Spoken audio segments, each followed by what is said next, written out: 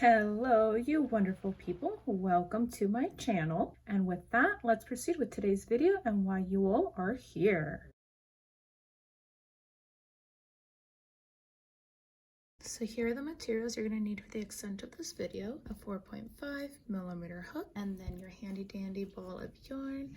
It does recommend here that you use a 5mm hook, but I feel more comfortable with a 4.5, so that's what I'm going to use for the extent of the video to do the ribbed single crochet stitch. For sure, stay tuned for the second part of this video, where I'm going to show you 2 ways to go ahead and complete this stitch, depending on how you want your edges to look. Once you've chosen the hook you're going to use, we're going to go ahead and start with our starting loop here. So I usually just wrap around, pinch together, and then pull through. Put my needle right in there, tighten like so. For our starting chain, we are going to go ahead and crochet 15 chain stitches. So what we're going to go ahead and do is yarn over, pull through, yarn over, pull through, yarn over, pull through, and we're going to go ahead and complete those 15 chain stitches. I'll see you then. Now that you have your 15 chain stitches to create your foundation chain, we want a total of 14. And so by the time we reach the end, right over here, we should have a total of 14 single crochet stitches. So for this pattern, which is going to be a ribbed single crochet stitch, we're going to go ahead and insert our hook. So you have those 2 loops. You're going to go ahead and insert it in that second loop right there.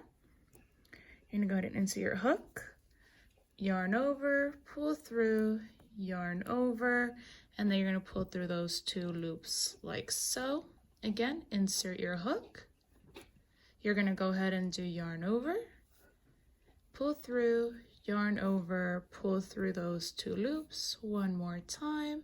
Insert hook, yarn over, pull through, yarn over, pull through those 2 loops right there. We're going to go ahead and continue doing those same stitches all the way here, and I'll go ahead and meet you then. Okie dokes, so we've reached that 14th stitch, right? That one right there. After doing that second row, we're going to go ahead and insert our hook into that back loop, right front loop, back loop, like so. We're going to go ahead and do yarn over, pull through, yarn over, pull through, chain 1, flip our work around.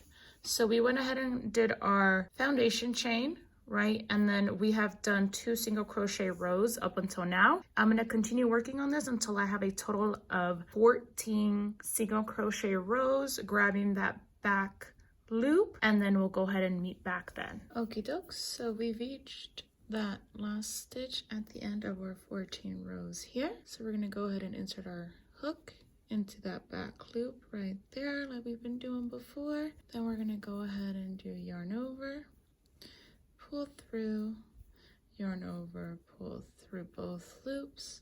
For good measure, go ahead and do that extra little stitch there. And so it should look something like this. As mentioned previously, there is another way to do it in which the sides do look a bit more uniform, a bit tighter. And so with that, let's move on to showing you how I get those edges. Okie dokes, so for this part, nothing really changed. It's still your regular foundation chain, right? 15 foundation stitches, 14 single crochet stitches. So we're gonna go ahead and chain 1, flip your work around. The only thing that's different is instead of just grabbing that back loop like we did previously, we're actually gonna go ahead and just grab both of the loops right here, right? So you have both loops. You're gonna go ahead and grab both of them, and then yarn over, pull through, yarn over, pull through. That's the only thing that's gonna change. So let's go ahead and continue on to the end, and we'll go ahead and do that one more time over here. Okay, dokes, so we've reached that last stitch again. Like I mentioned, we're gonna go ahead and grab both of those loops, right? So 1, 2, you're grabbing both of them, insert your hook like so, yarn over, pull through, yarn over, pull through, go ahead and stitch one, flip your work around. Same thing, right? You're gonna grab both of those two stitches, yarn over, pull through, yarn over, pull through, and then for the rest, you're just gonna continue as you did before. You're gonna just grab that back loop, pull through, yarn over, pull through 2 loops, back stitch, yarn over, pull through, yarn over, pull through those 2 loops. So the only stitches that are different and where you're gonna grab both of the loops are gonna be the first and the last, right? All the other ones are gonna stay exactly the same. We're gonna head and do those 14 rows, and then I'll meet you back at the end of that.